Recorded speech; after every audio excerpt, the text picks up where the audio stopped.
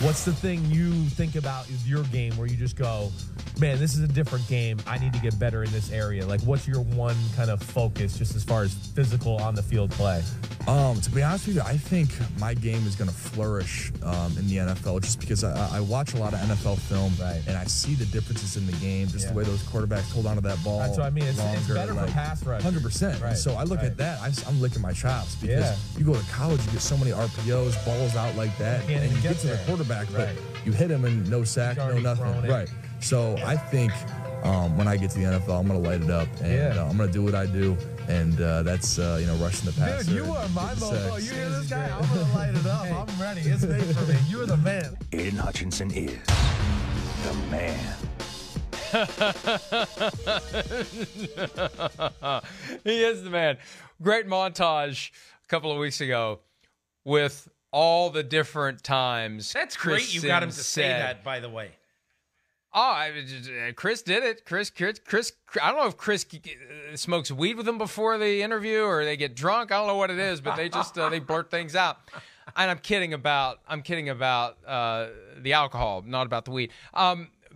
But Chris said to everyone, "You're the man. You're the man." And EJ had a great montage of Aiden Hutchinson is the man. Justin Jefferson is the man. Everybody we had on that week is the man. But Hutchinson is the man with 14 sacks, and he said he's going to light it up. Look, we don't know who the first pick is going to be.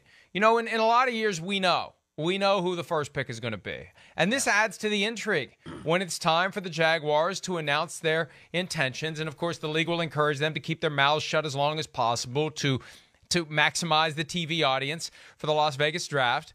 We'll find out who the Jaguars are going to take. But Hutchinson's clearly in the mix, Peter.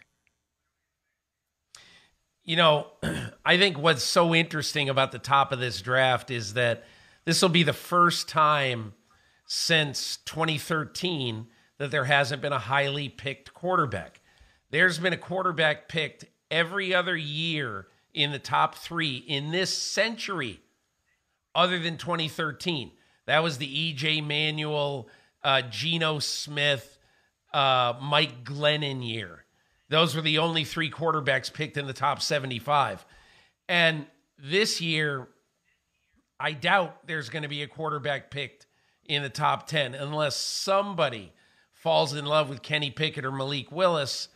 It looks like that's not going to be a position of great need. So now you turn to the 2 positions that appear to be formidable at the top of the draft. Daniel Jeremiah told me over the weekend that 6 of his top 18 players, including Aiden Hutchinson, are edge players. And also there's 3 of the top 10 picks in most of these mocks are tackles. And the Jaguars could use an upgrade at left tackle, and they could use a bookend for Josh Allen as another pass rusher. So to me, I kind of look at this as being a year where some team at the top is going to fall ass backwards into a really good player, because I think that Jacksonville is going to say, what do we need the most up here?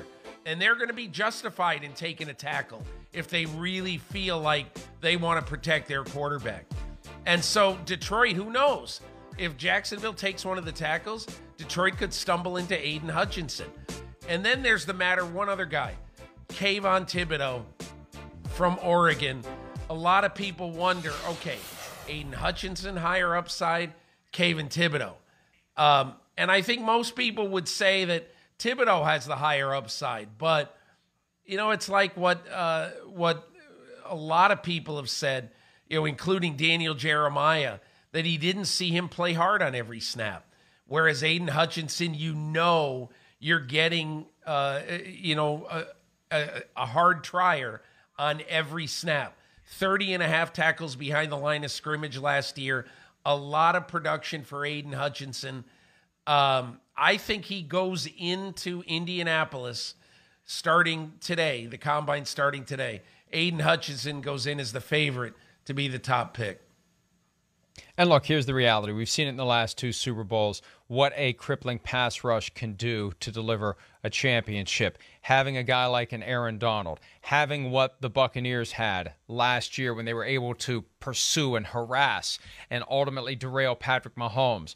We've seen it several times on the biggest stages. It's affecting and then protecting the quarterback. Those are the keys. So I'm not surprised that if it isn't a draft laden with great quarterbacks, the focus will be on the guys who can get to the quarterback and the guys who can keep those guys from getting to the quarterback. I will say this, though, about the quarterback situation. We're still early in the process in 2 different ways. One, we don't know where the veterans are going to end up. There may be a team that ends up without an answer at quarterback post-free agency. And then all of a sudden, they're much more interested in a Kenny Pickett than they would have been. Whether it's to draft him in a top 10 slot that they already have, like the Panthers, or to move up to try to get him. So I think we need to keep that in mind. We just assume the teams that have quarterback needs are going to be able to address them in the next few weeks in free agency or via trades. There may be some cheese standing alone when the draft rolls around that creates an urgency. And the reality is, you roll the dice on a franchise guy. You do what you have to do. If it doesn't work out, you're going to be in position to draft another one in a year or two. So I still think that when it's time to put names on cards, teams that don't feel perfect about their quarterback situation will at least be thinking more carefully about turning attention to the most important position on the field by far. They very well could, Mike. And I just think that, as one general manager told me last week when I was asking him to evaluate, he needs a quarterback. He said, you want to look under every rock, but you also don't want to take a guy that you hope will be your next quarterback. You want to take the guy who you think is going to be your next quarterback. And so I think that's a lot of what this is about, Mike. I think this combine and, whoever throws there, and then when guys throw at their pro days, when you analyze their tape, I think every coach and every general manager who looks at these quarterbacks, they're going to be looking at them and asking themselves this question. Is this a guy I can see leading my team for the next 10 years? Or let's say in the case of Malik Willis, if you determine that, he needs a year or two to watch and to learn and all that, if that's the case, if you are really sold on somebody, then you have to take him. I don't care if you pick 6th or 8th or 10th, you got to take him. But I just think now that, I think that is one angle. And I think another angle of this combine process, I think you're going to start to see teams, and I'm looking right at Joe Shane, the general manager of the New York Giants. I think you're going to start to see teams start to sort of start the process to let everybody know, hey, you want the 5th or 7th pick in the draft? Make me an offer. Because, A, this is not a great year to have 2 picks in the top 10. And, of course, New York, it's the first time in history where both teams have 2 picks in the top 10. But not only that, but if you're the New York Giants and you really think that Daniel Jones has a legitimate chance to be your quarterback, but you're not positive, 2023 is the year you want 2 1s, not 2022. And, you make a great point. We're going to hear time and again that the teams in the top 10 are getting phone calls about possibly trading down. They're all going to want to trade down, but you have to find somebody who wants to trade up. And that will be driven by who falls in love with whom.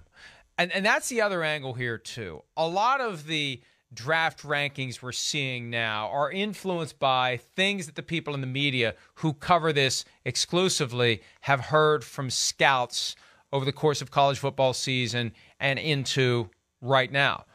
But the reality is, once the NFL season ends, that's when the coaches begin to roll their sleeves up and start chiming in. They start watching tape. They start tinkering with the board. Their preferences become known. And I think in Indy is where it all starts to get thrown together, and we'll begin to hear that so-and-so is rising up the boards. The reason they're rising up the boards is the coaches are influencing the boards, and then that information makes its way to the folks in the media who make their boards that are ideally going to reflect what the league thinks of the players.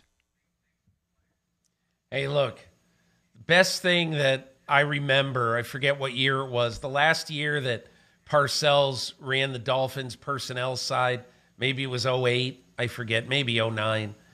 But they had just had the experiment where they drafted Pat White the previous year, the West Virginia quarterback.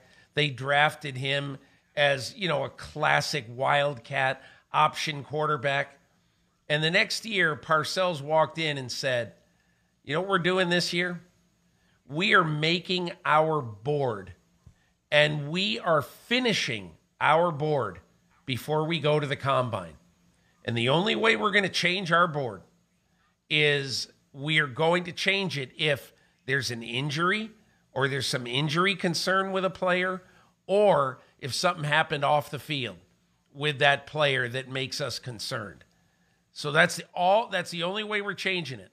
And the reason that it changed is because of Pat White. They moved Pat White way up on their board because they thought Wildcat was the way of the future. And of course, it wasn't. And so, in my opinion, the smartest teams are the ones who arrive in Indianapolis today and yesterday or tomorrow. They arrive in Indianapolis and they say, okay, here's our board. Force us to change it by something major. Those are the smart teams. Hi, I'm Mike Tirico, and thanks for watching. Make sure to hit subscribe for the latest news and highlights from NBC Sports.